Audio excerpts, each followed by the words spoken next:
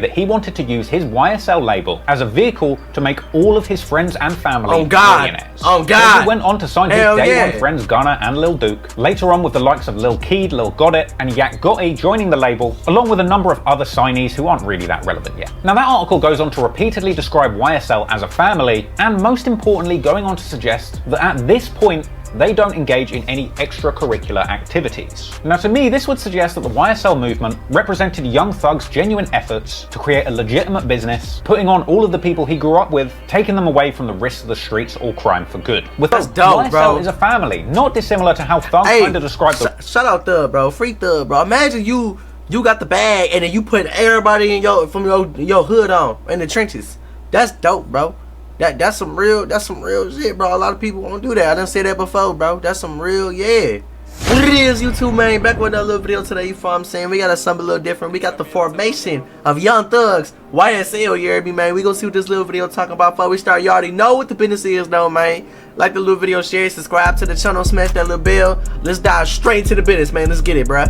Young Thug is truly one of the most unique and talented rappers of the last 10 years. Endlessly creative, his enormous catalogue is packed wall to wall with bangers. Coming from the slums of Atlanta, making some of the greasiest trap music imaginable, over the course of a decade-long career, Young Thug ascended from the gutter, going clear and becoming a full-blown pop star. #1 hits with Camila Cabello, Travis Scott, and Drake have all cemented him as one of the most reliable hit-making guest features over the past few years. You heard something crazy? I've never heard none of these songs before. I swear to God, bro. What the hell? Putting him well on his way to his personal goal of having 10 #1s. This year I want 10 #1 singles. If you don't freestyle and you actually work on the singles and record great choruses and develop your songs, yes. However, behind the iconic hitmaker is a harsh upbringing in some of the meanest streets of Atlanta. In fact, when Sway asked Young Thug where he was from, he had an interesting answer. Where did you come from? Like, what is your background?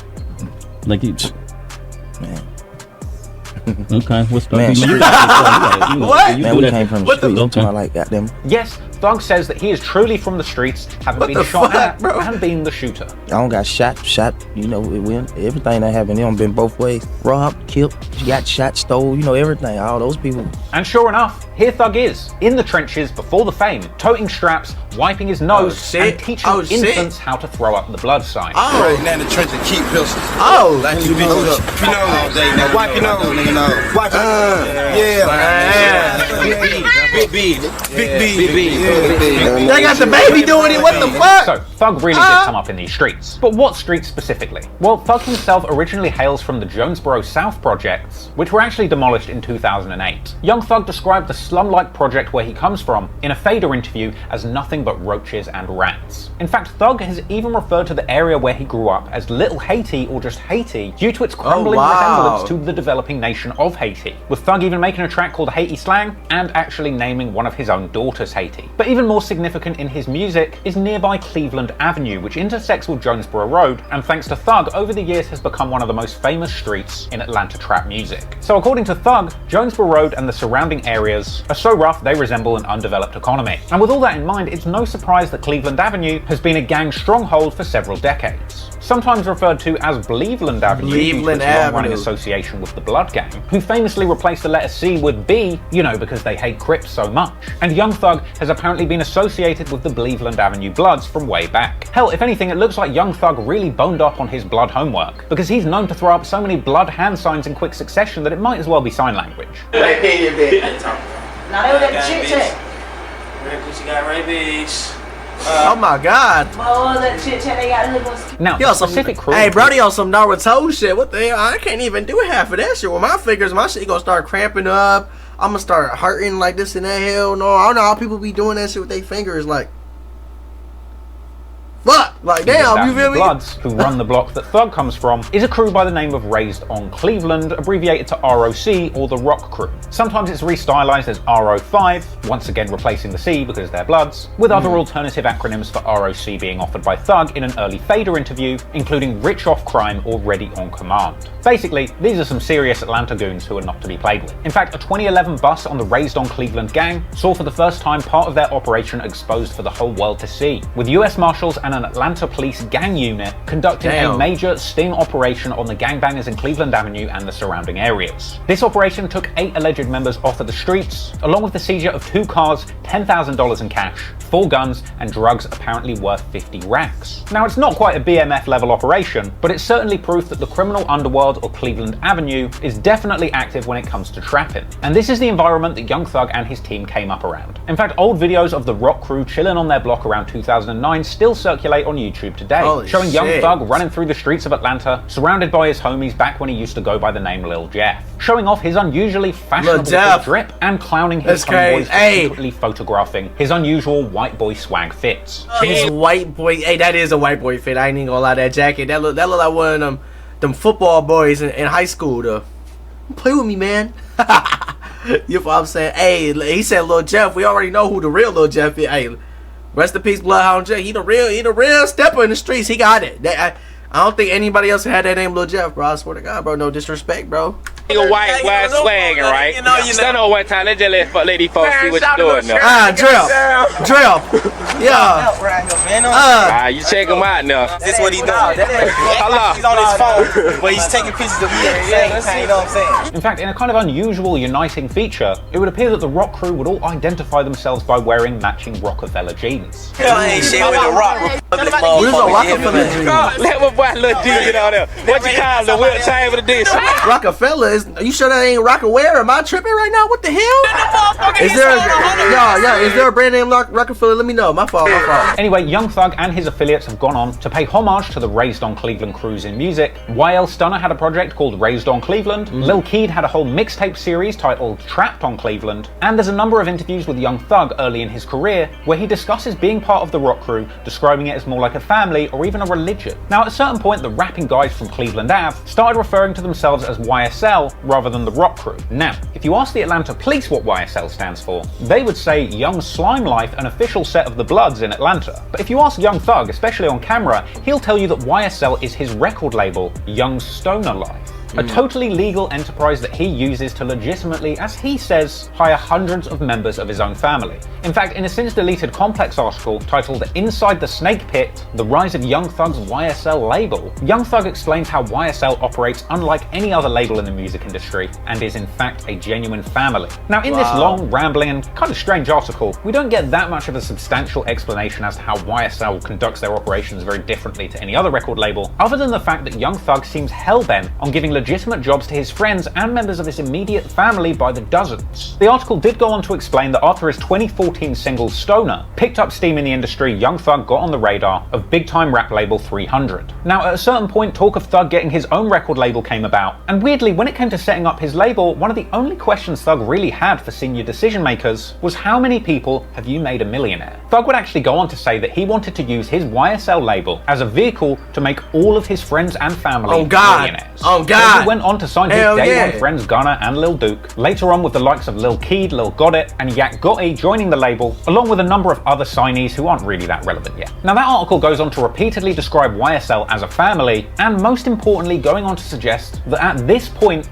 they don't engage in any extracurricular activities. Now, to me, this would suggest that the YSL movement represented Young Thug's genuine efforts to create a legitimate business, putting on all of the people he grew up with, taking them away from the risks of the streets or crime for good, with Thug using the enterprise to provide as many opportunities for those under his wing as he possibly could. Apparently, YSL has a massive compound in LA called the Snake Pit, with multiple studios where YSL artists can pull up and record at any time. So that's dope, YSL bro. is a family, not dissimilar to how Thug kind of described the... Shout out Thug, bro. Free Thug, bro. Imagine you got the bag and then you put everybody in from your hood on in the trenches.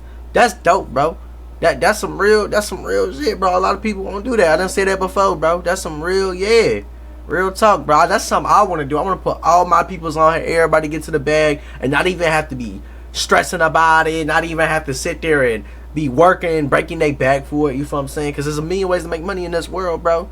and he just showed them the same way they did it. That's a real one, bro. Promise y'all, bro. The rock crew as a family or religion back in 2013. It's a really good thing that Thug's doing for his people. For but real. again, the question still remains. Oh, what makes YSL so special? Why does YSL stand out? Well, actually, the thing that seemed to have made YSL such a standout act in hip-hop over the past few years is really how they pioneered the use of certain gang lingo in their music. Because if you know Young Thug and his songs, you probably know his lingo. One of the most popular catchphrases that Young Thug and his YSL movement are known for saying is slime. This is the word that Young Thug popularized in a lot of his songs, which can mean your friend, for example, you know, that's my friend, that's my slime. But the word slime can also mean a member of the Bloods. Yeah. It can also mean to be slimy and untrustworthy, like a snake, and while you're there, slime can also be used interchangeably to mean kill or hurt. For example, we have to slime the ops down. Now, the use of the phrase slime is traditional blood gang lingo, originally associated with Vado and the New York Bloods, but Vado wasn't the first to use it. In fact, the likes of Noriega had been using it on tracks since 2002, including the intro track Hit Me Slime from his God's Favorite album, where we even hear Queensbridge legend Nas calling Nori Slime too. So,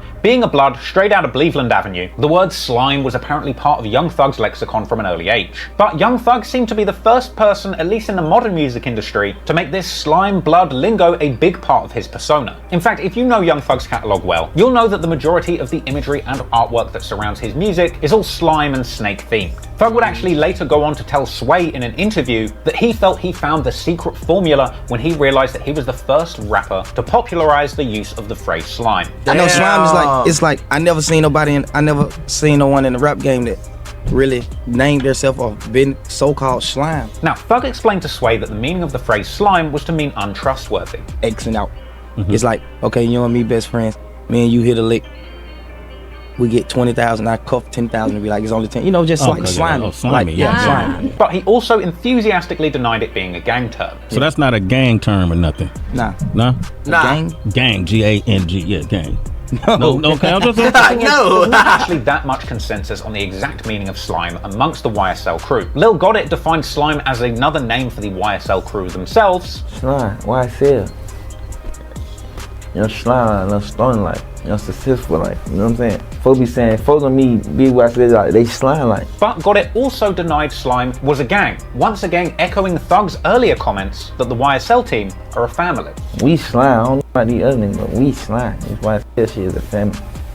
Not no gang, none of it, it's family. But anyway, the phrase slime found its way into numerous early big songs of Thug's, and in some cases entire songs being based around the phrase, like the track Slime Shit, featuring YSL affiliates Pee Wee Roscoe, Lil Duke, and Yak Gotti. But as well as slime, there's another catchphrase that the YSL crew made popular and has since made its way all the way around the world. And that one is SLAT. I knew This has apparently been explained as an acronym for Slime Love All the Time, a catchphrase that has been used regularly as an ad-lib amongst Young Thug, YSL rappers, and even beyond. At a certain point, the SLAT ad-lib became so popular, you can catch any number of famous rappers from Roddy Ricch, Lil Uzi Vert, to YNW Melly using the song, which to me is just more proof of how powerful Young Thug and the YSL slime SLAT movement has become in modern rap culture. But what does SLAT even mean? Well, Lil Got It explained that SLAT was actually a slime greeting and farewell, like hello and goodbye. What's good, SLAT? Yeah. That's a greetings or, you know what I'm saying, a farewell, like leaving, you know what I'm saying, SLAT.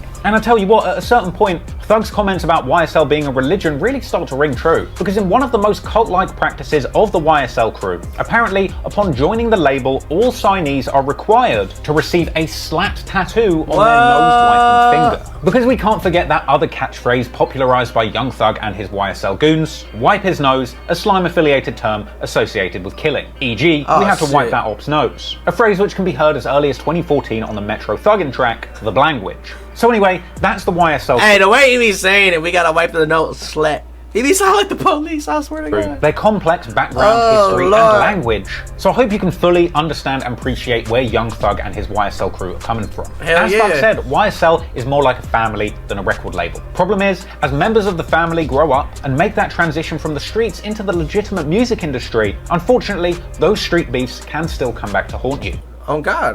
Fully understand. God. Just because you get some money, you're not in the streets no more. Don't mean all your beef and everything just dropped that you had going on. Just because you got some money, you feel what I'm saying? Like, the hell, you hear me, man? Y'all, let me know what y'all feel about this video, and let me know if y'all slime or y'all SLAT, y'all get SLAT tattoos. Like, I never knew they all had it. That's low key hard. You feel me? This motherfucker right here about to get get them in trouble about their goddamn tattoos. Goddamn it. You feel what I'm saying? But y'all, let me know what y'all feel about this little video about the formation of YSL. You heard me, man? That's dope that Thug is put on all his peoples, bro. All his peoples from the trenches, bro. That's dope, bro. Shout out to Thug, bro. Free Thug. I hope he can get out. I hope he can beat his case. I think he is gonna beat his case. I ain't even gonna lie. I think he is. Let me know what y'all think he gonna beat that case or not. Let me know what y'all think about this video. Like the video, share, subscribe to the channel, smash that bell. You heard me? It's on with y'all, man.